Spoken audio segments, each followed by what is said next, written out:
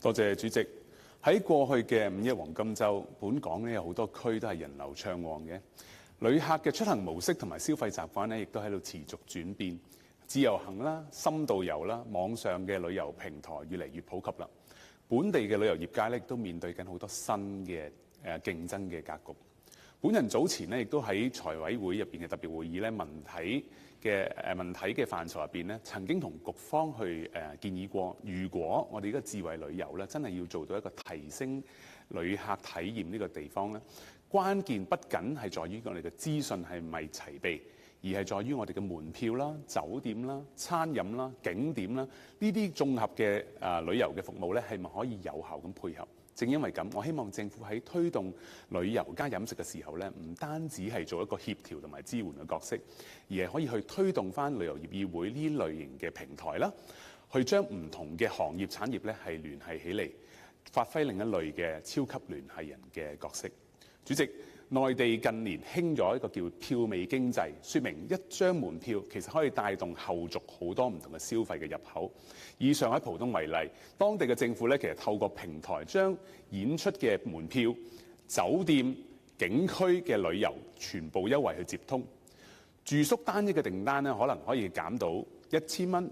景區門票咧亦都可以減到100蚊。至於成都咧，佢哋嘅世運會期間咧，亦推動咗一個叫票尾嘅優惠打卡地圖，佢整合咗足足46項唔同嘅票尾嘅資源，做到全城聯動。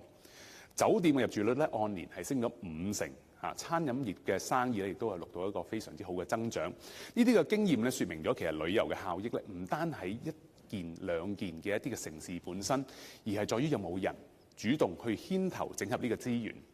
將門票從單一嘅消費轉化為帶動食住行成個旅遊嘅唔同嘅消費入口。香港近期亦都開始咧出現類似嘅嘗試啦。我哋見到好多餐飲業嘅同事喺灣仔一啲嘅部分嘅商戶咧推出呢啲嘅票尾嘅優惠，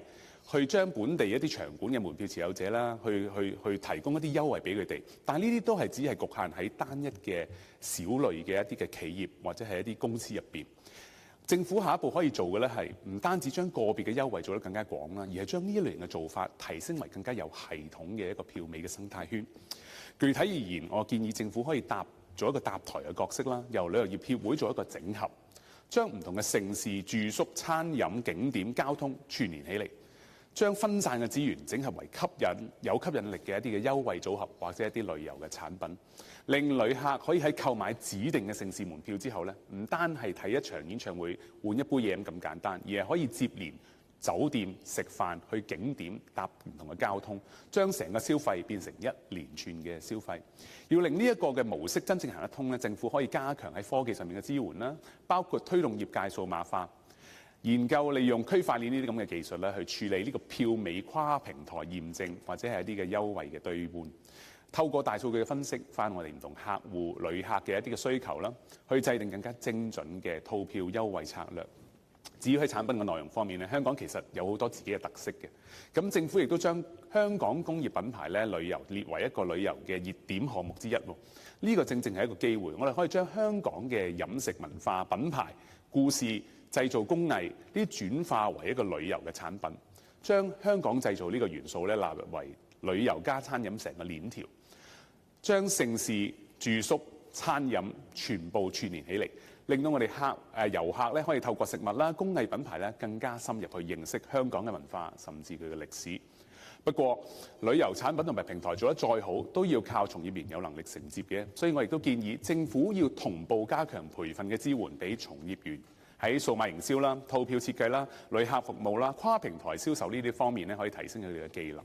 令到旅遊業唔單有新嘅產品，亦都有新工種、新能力、新技能，促進就業嘅轉型。主席，我要推動嘅係唔單係零散嘅票尾嘅優惠，而係票尾生態圈，以一張門票為入口，將全部嘢連起嚟，做一個旅遊嘅生態圈。咁樣嘅話，唔單可以帶動本地消費，促進就業，仲可以推動業界嘅升級轉型，令到香港由零散嘅優惠走向生態圈嘅經營。多謝主席，我謹此陳辭。